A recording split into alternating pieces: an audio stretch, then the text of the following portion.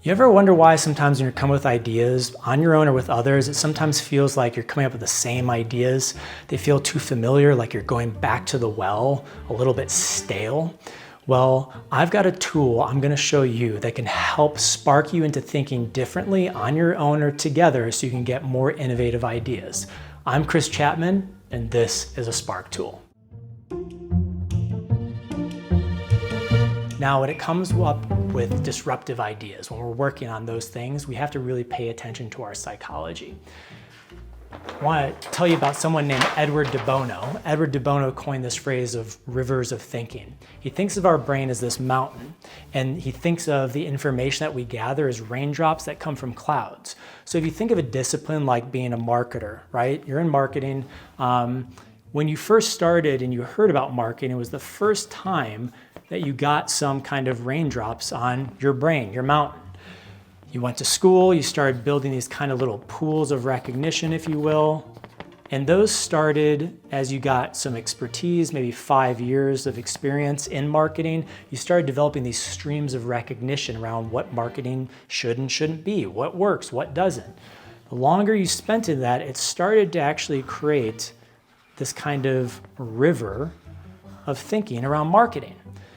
Now you spend 10 years, 15, 20 years in it, that river is going to start to get deeper and wider. And this is fantastic because you have all this expertise to draw from. The problem is it's also detrimental to thinking differently because the deeper your river of thinking is, the harder it is to jump out of it and have disruptive thinking around that discipline or things you're doing in that space. So the tool I'm going to show you is going to help you river jump. It's going to spark you into thinking differently by jumping into other rivers proactively. The example I want to give to you goes back to when I was at the Disney company, Disney Cruise Line, and Walt Disney Imagineering. I want to show you how they use this type of thinking from this tool to innovate for the cruise lines. Their thinking involved this aspect of first addressing rules, perceived rivers of thinking around the cruise line industry as a whole. This is just some of them, but you can make a massive list of these. One rule perceived is that cabins have to be small. You have to put a lot of people on a ship, smaller cabins. Cruise lines are ships on water. The exterior cabins of the ship cost more money because people want those portholes and then maybe the deck. The exterior cabins are more in demand because of this, and not everyone gets a porthole. If you're on the inside cabins, there is no porthole, no window. So the next step in this thinking is to provoke those perceived rules, those firm realities, those rivers of thinking with what if. Well, in this case, let's just do a couple.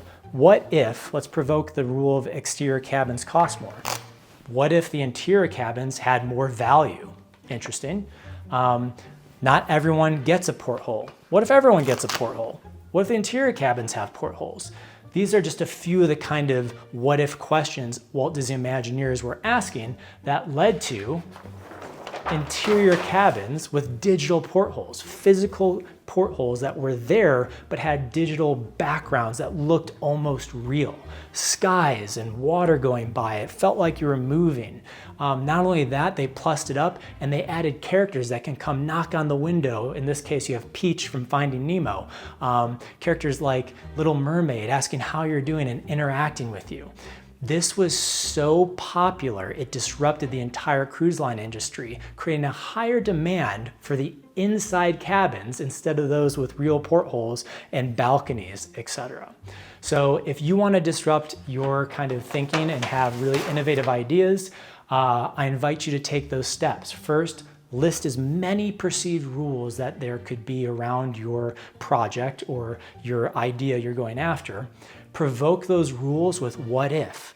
You know, what if it was bigger? What if it was smaller? What if we flipped it on its head? Really play. And the more extreme the provocation, the better. Get to a place that makes you feel uncomfortable. And last but not least, use those what if questions as stimulus to really nurture and build those ideas. Prototype them, test them, try them out. With this approach, you can really come up with some innovative results. This has been a Spark tool. I thank you for being here with us today. If you want to learn some more, please do check out the description down below. And as always, if you found this helpful or useful, please do like, share, and subscribe.